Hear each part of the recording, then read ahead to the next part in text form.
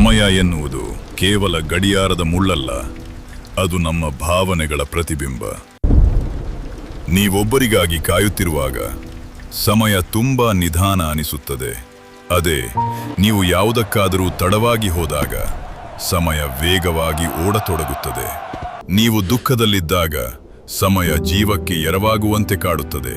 ಅದೇ ನೀವು ಬೇಸರಗೊಂಡಿದ್ದಾಗ ಸಮಯ ತುಂಬಾ ಉದ್ದನೆಯಾದರೆ ನೀವುತ್ತದೆ. ಆದರೆ ನೀವು ಸಂತೋಷವಾಗಿದ್ದಾಗ ಸಮಯ ರೆಕ್ಕೆ ಕಟ್ಟಿ ಹಾರಿದಂತೆ ಭಾಸವಾಗುತ್ತದೆ. ನೋವಿನಲ್ಲಿದ್ದಾಗ ಮಾತ್ರ ಸಮಯ ಅಂತ್ಯವಿಲ್ಲದಂತೆ ತೋರುತ್ತದೆ. ನೆನಪಿಡಿ, ಸಮಯವನ್ನು ಗಡಿಯಾರಗಳು ನಿರ್ಧರಿಸುವುದಿಲ್ಲ, ಅದನ್ನು ನಿಮ್ಮ ಭಾವನೆಗಳು ನಿರ್ಧರಿಸುತ್ತವೆ. ಹಾಗಾಗಿ ಯಾವಾಗಲೂ ಸಂತೋಷವಾಗಿರಲು ಪ್ರಯತ್ನಿಸಿ.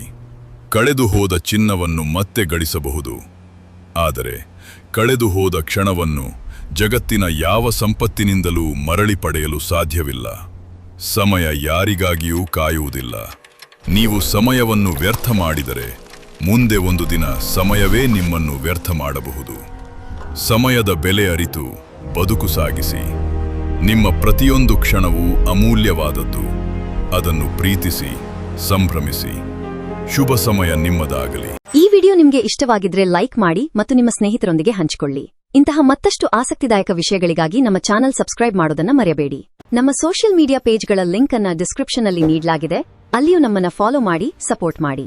ಮುಂದಿನ ವಿಡಿಯೋದಲ್ಲಿ ಸಿಗೋಣ. ಧನ್ಯವಾದಗಳು.